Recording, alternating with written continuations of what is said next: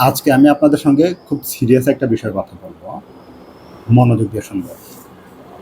আপনাকে প্রচুর খেতে হবে আর প্রচুর ব্যায়াম করতে হবে। আমি খুব সিরিয়াসলি বলছি। আমার এই কথাগুলোর অর্থ যদি আপনি ধরে নেন, আপনাকে প্রচুর পরিমাণে তাজা তাজা শাকসবজি, ফলমূল, ভাত, মাছ, মাংস, কোরমা, বিরিয়ানি, পোলাও এগুলো খেতে হবে। আর জিমে গিয়ে ডাম্বেল টেনে টেনে সারাদিন গায়ের ঘাম ঝরাতে হবে। তাহলে আপনার জন্য বিপদ। কারণ এগুলো কোনোটাই আপনার খাবার নয়, আপনার ব্যায়াম নয়। এগুলো সবই আপনার দেহের খাবার, দেহের ব্যায়াম। আপনি এবং আপনার দেহ নিশ্চয়ই এক জিনিস না। আপনি বা আপনার সত্তা হচ্ছে আপনার চেতনা, আপনার চিন্তা এবং আপনার জ্ঞান। এক্ষেত্রে আপনার প্রকৃত খাবার হচ্ছে বই পড়া, জ্ঞানগর্ভ কথা শোনা, ২ চোখ দিয়ে পৃথিবী দেখা এবং তাকে উপলব্ধি করা।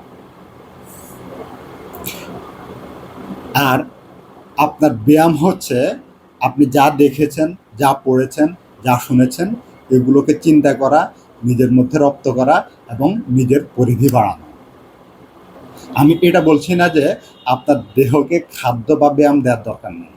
আপনার দেহকে বাঁচিয়ে রাখার জন্য, টিকিয়ে রাখার জন্য ঠিক যতটুকু খাদ্যের প্রয়োজন, যতটুকু ব্যায়ামের প্রয়োজন, আপনি যদি তার থেকে বেশি তাকে দেন তাহলে বরং তার ক্ষতিই হবে। তবে এটার পাশাপাশি আপনাকে আরও একটা কাজ করতে হবে, সেটা হচ্ছে পর্যাপ্ত পরিমাণে ঘুমাতে হবে এবং সঠিক নিয়মে ঘুমাতে হবে। কারণ ঘুম একই সঙ্গে আপনাকে এবং আপনার দেহকে পুনর্গঠিত করতে সহযোগিতা করে। আমি যে কথাগুলো বলছি এগুলো কোনোটাই কিন্তু মন গড়া কথা না। বিভিন্ন গবেষণায় এই কথাগুলো প্রমাণিত।